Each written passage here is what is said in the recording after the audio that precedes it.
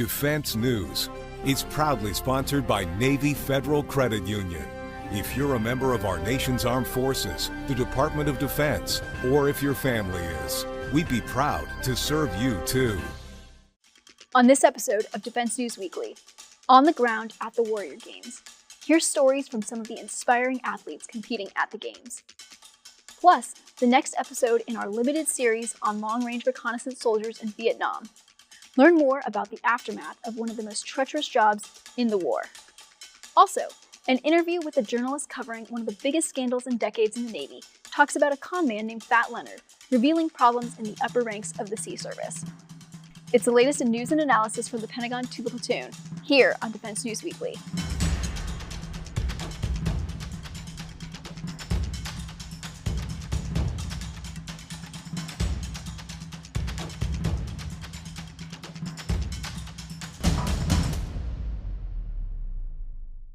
Welcome back to Defense News Weekly. I'm Diana Stancy.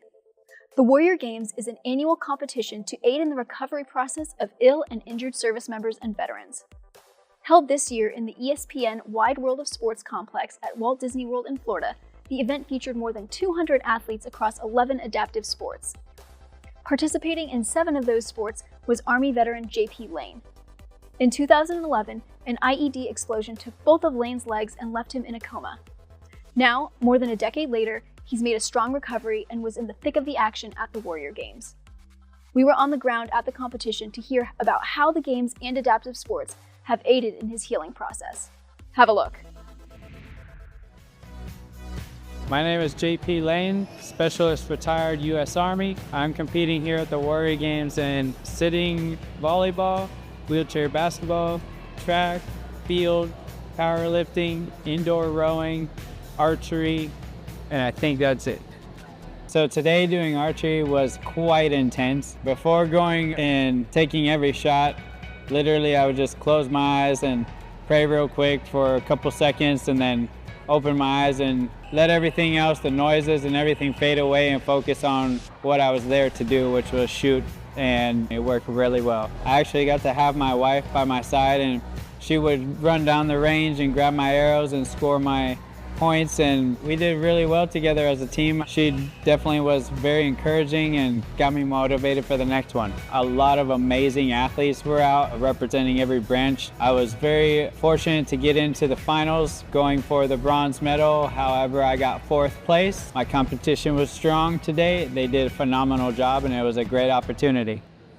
In 2011, I was blown up by a 200-pound IED that ended up penetrating my RG-31, taking off both of my legs, amputating my right one below the knee and my left one above the knee. My left femur snapped in half, my spine dislocated from my pelvis when my pelvis snapped in half, my right arm snapped in half 90 degrees, my right middle finger was amputated, but who needs that finger anyways. My 4 front teeth were knocked out when my face hit the steering wheel, and everything inside my torso was destroyed except for my heart and my left lung. So they had to cut me open down my abs, open me up and go in and fix everything to put me back together, which totaled 28 surgeries. I was in a coma for a month and a half, hospitalized for a year after that in the healing process, and I never expected to be where I am today after all of that. The biggest factors that have helped me through therapy, physical therapy, everything that I had gone through during all of that was having my faith strong and reminding me that I have a purpose here. No matter if I lost my legs or not, I still have a purpose here in this world. My family by my side encouraging me, challenging me, pushing me to be better and do better and get out there and try new things. And I'm very grateful that they did that because I wouldn't be the person that I am today without them. Having an event like the Warrior Games dedicated to all those who have served and been injured or ill and gone through something that they never expected to go through in their life, and being able to not only overcome it, but realize they can do so much more and end up here at the Warrior Games is the coolest and most amazing event on planet Earth. The camaraderie here is like no other. It is uncontested. All of us know what service is about. All of us know what sacrifice is about. So every one of us understands what we're all going through or what we've all been through. And it's like a unstoppable bond of brotherhood and sisterhood that the moment you meet another athlete, it's like, hey, what's up? It's like you've been family since day one. It's amazing. I hope that any wounded veteran that would realize that they have a story to tell, no matter the pain that we've gone through, the suffering, the trials, everything is for a reason. And you can turn around and tell the next person, hey, if I got through it, what's stopping you? Also participating in the Warrior Games this year was Jomar Rodriguez Pagan, an airman who was diagnosed with PTSD following an incident in 2020. Rodriguez Pagan led his wheelchair basketball team to an eventual gold medal at this year's competition and told us why the event has been so beneficial to his growth and recovery. My name is Senior Airman Jomar Rodriguez Pagan. I'm with the Team Air Force. So the injury that brought me here, the Wonder Warrior, is PTSD from back of 2020. As a firefighter, I responded to a suicidal person. We try to save that person, and I feel like me not being able to save him, that's what actually kind of hurt me. I blame myself a lot. That's supposed to be my job. The help that I got from the military definitely helped a little bit. The help that I got from my off-base provider also helped. But ever since I got here to this Wonder Warrior program, I feel like the coaches, staff, they actually like athletes. They actually care about you. They don't really judge you, and they make you feel comfortable. And they make you feel like you really worth it. So I feel like being here is 100% the best I have done in my life, because they actually saved my life. Seeing all the people, all the team, all the athletes, all the staff here, all the family for sure. Without them, it's hard to go with it. So I feel pretty happy being here. I want to try next year. I want to keep trying. Sport, just talking about sport is what really keep me alive, for sure. It keep me motivated, keep me out of my mind a little bit, and just gotta keep pushing, keep trying. I was a little bit active for sure. I used to play basketball at the gym, all the stuff.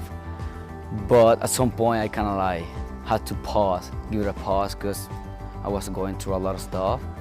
And like I said, got in here, I didn't even want to come here. I was like, what is that? I didn't know what is that. And what my supervisor told me, hey, you should go, you should try and see how it is. I talked to my family and they were like, hey, just try them on. And that was one of the best decisions that I made. Being here, being on the Wonder Warrior, it's been amazing. It's been a great, great journey for sure. The communication, us meeting other people, talking to other branch, it's just awesome. You get to know other people, what happened to them, all the story. And that's pretty amazing. Because I can have a story, we can have the same thing, but it's just different story, you know what I mean?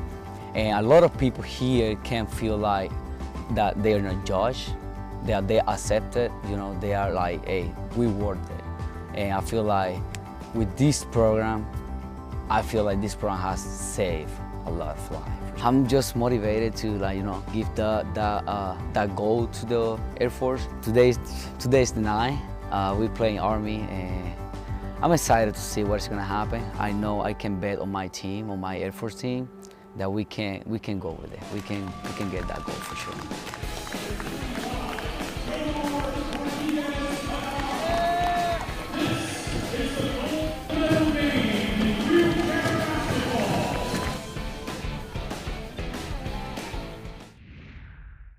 When we return, the latest from our new limited series on Vietnam veterans who had one of the most dangerous jobs in the military.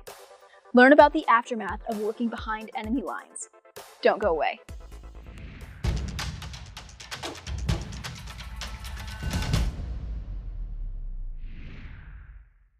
Welcome back to Defense News Weekly. Working behind enemy lines in the jungles of Vietnam was not for the faint of heart. But that's just what the men of the war's long-range reconnaissance patrols did day in and day out, operating in the harshest and most dangerous conditions you can picture. That kind of tension and danger plus the act of killing enemies and the pain of losing fellow brothers in arms can take a heavy toll on soldiers. In the latest in our limited series, Shadows in the Jungle, we learn about the aftermath of guerrilla warfare in the jungle and the price many soldiers paid for incredibly dangerous service to the country. Have a look.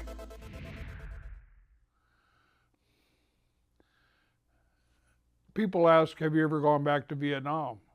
And I tell them every day.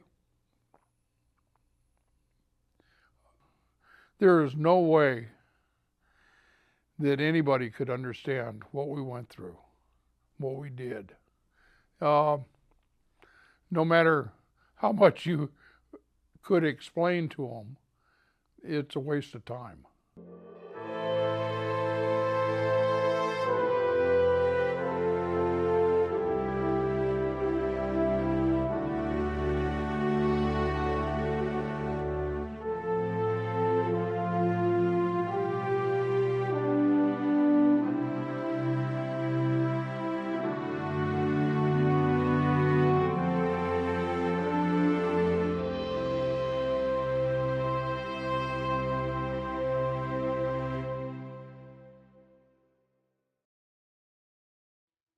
We went to a reunion and they had a little pamphlet and it had 30 questions on it. And I answered 27 of them.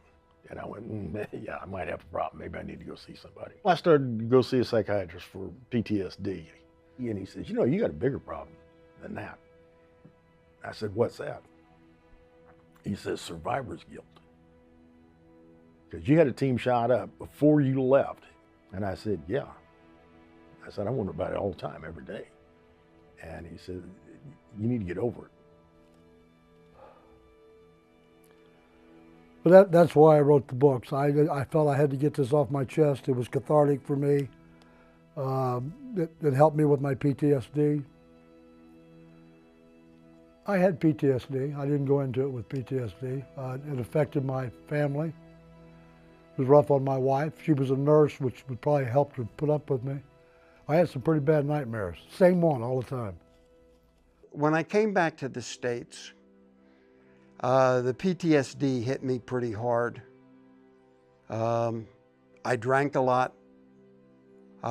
It cost me a couple marriages, a couple families, because they didn't understand what I was going through. And I got involved in a program at the VA. Everyone in that group was also a Vietnam veteran, including the counselor.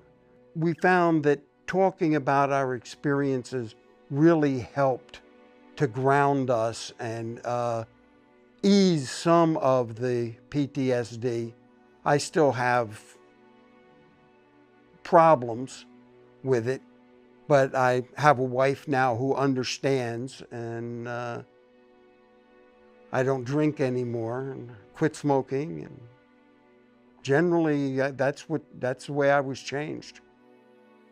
Sometimes you say you're changed for the better, and other times, not so much for the better. You know, some tolerance levels were vastly depleted. Didn't like large groups, didn't like large amounts of noise, couldn't tolerate incompetence, had no patience. I've never found that even keel since I've been back. It's always going to be tilted because you can never erase the blackboard, so to speak. So for me personally, it's always been tilted.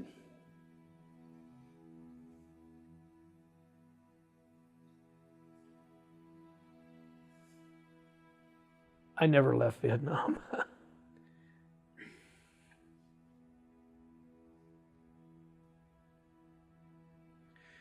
It's with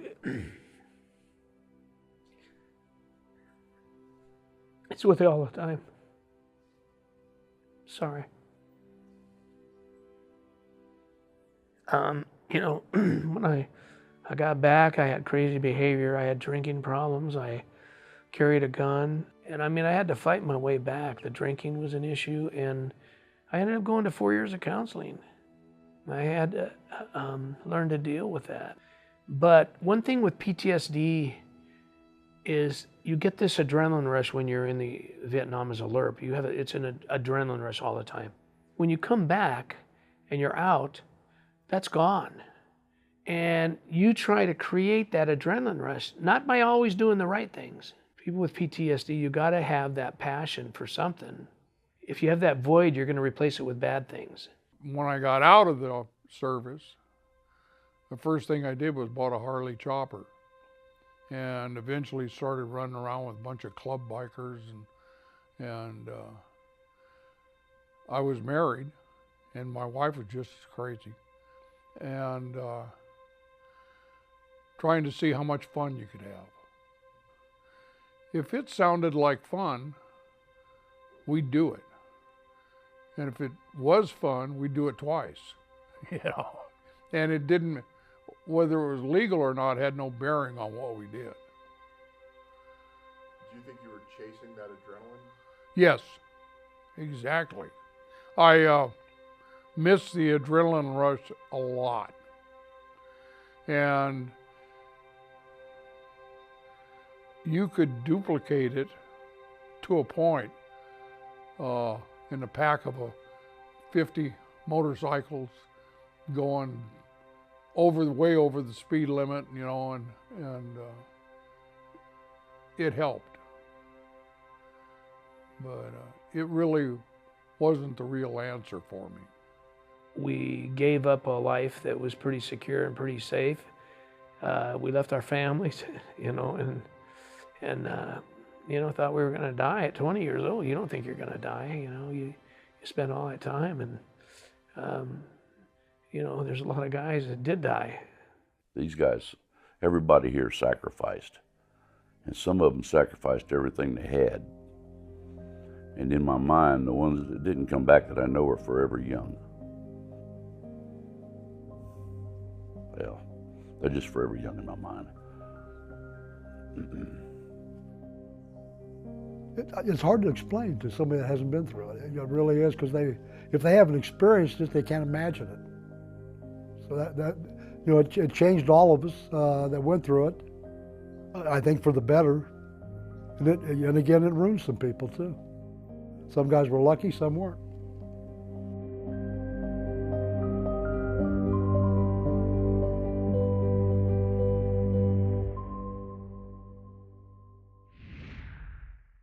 Check out all available episodes of Shadows in the Jungle on Military Times' YouTube channel.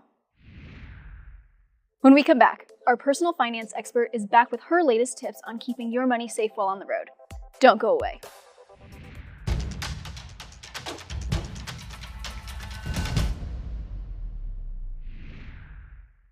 Welcome back. On this edition of Money Minute, personal finance expert Jeanette Mack explains tactical ways you can keep your money safe while you're traveling. It's summertime and families across the nation are hitting the vacation trail. Whether you're traveling the world or exploring stateside, just a bit of prep work and planning will help you enjoy your time away. Don't just tell your friends and family your vacation plans, tell your financial institution or credit card issuers too. Call or use their app to set up travel alerts and give them your exact travel dates and locations to prevent declines at the register and to protect your account from unauthorized purchases while you're away. And believe it or not, cash is still king, so do pull some cash and have it on hand for your trip. If you're going overseas, find out the exchange rate for the countries you intend to visit. Sometimes it's cheaper to get cash from your local bank or credit union than airports or foreign banks. And using the local currency can save on fees for using your debit card internationally. And when you're using your credit cards, take advantage of any travel perks you're entitled to, like money-saving deals on lounge access and hotels or baggage and travel insurance. You deserve to enjoy your vacation with the peace of mind that just a bit of prep work can give you. So plan ahead, then relax and enjoy. Thanks, Jeanette. We'll see you next week. To get more coverage of military and defense topics, pop up that Periscope and check out militarytimes.com and defensenews.com for more headlines. And to become the most up-to-date crew member in the Hercules, sign up for our early bird brief, compiled each morning to bring you the most recent headlines. Lastly, if social media is where you find open source intelligence, follow us on YouTube, Facebook, Instagram, and X, formerly known as Twitter. And until the government drops the hammer on it, we're on TikTok, so go find us there as well. When we come back, an interview with a journalist covering one of the biggest scandals in the Navy. Hear what he has to say about how it revealed problems in the upper ranks.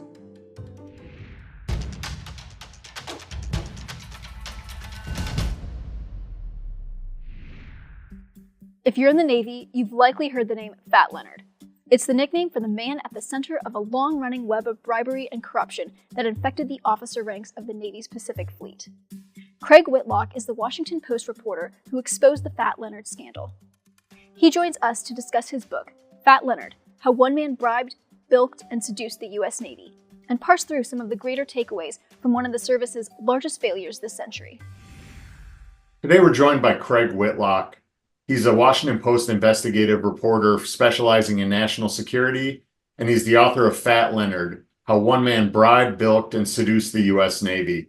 So you are the guy that brought Fat Leonard out of the shadow of the Navy and kind of into mainstream society and into mainstream awareness. Going back, what year did you first report your first Fat Leonard story, and how did you kind of catch wind of this scandal to begin with? So it was way back more than a decade ago. It was in October of 2013, I wrote my first story for the Washington Post. And at the time, I had heard a report, an AP, Associated Press report out of San Diego about the arrest of a defense contractor named Leonard Glenn Francis on bribery charges. So I was just asking around and bumped into someone in the corridors of the Pentagon, a Navy contact, and I said, do you know anything about this Leonard Francis guy? And this Navy officer got a big smile on his face and said, oh, you mean Fat Leonard? Everybody in the Navy knows about Fat Leonard. Do you have any sense, ballpark, of how many Fat Leonard stories you filed since then? Yeah, it's probably been about 70, 75 stories for the Washington Post. Now that's over, 11 years. And I slowed down a little bit to write my book. But I've still been publishing Fat Leonard stories. I had a piece just last month in the Post, a page one story about how the Justice Department has had to drop cases involving a number of Navy officers who had already pleaded guilty to felonies, and several of them were allowed to plead down to misdemeanors. One case was dropped entirely, even though the guy had admitted leaking military secrets and taking bribes. And this is because of prosecutorial misconduct in the whole case. So this is really this story about Fat Leonard. It's been going on for 10 years, but every time you think you've hit the bottom of it or it's come to an end, there's some new twist. You've reported so many crucial details about this scandal over the years. Is there anything that to this day you can look back on and say, wow, uncovering that fact particularly shocked or surprised you? Any twists or turns that have been kind of the biggest shockers for you professionally as you reported all this up? I'd known some of the people who were investigated in this case, including some senior flag officers. And by and large, these people were pretty well regarded, and a number of them held in very high esteem. He knew how to put people at ease. He knew how to make people think it was okay, that they weren't going to get caught, that this wasn't going to blow up in their face. And he really, he gained control over a lot of people in the Navy, that they were willingly giving him classified ship schedules that they knew would get them thrown in jail if they got caught. So he put people at ease in a way that made him think that he was their friend. He really pulled a con job, not just on the Navy, but as I outline in the book, he conned the Justice Department when he was cooperating with them and later escaped to Venezuela. And he conned a federal judge into thinking that he was terminally ill with cancer and that he wasn't going anywhere. And there's so many twists and turns again in this story where you think, how could anybody fall for a racket like this? Somebody like Leonard Francis. But you see this, year after year, month after month, place after place, people who were much smarter and should have known better. What were they thinking? I don't know. I don't have a good answer for that. But Leonard was just a very clever crook and able to gain people's confidence and leverage what advantage he had over them. And that's all we have time for in this episode. Thanks for watching, and be sure to join us next time for more Defense News Weekly.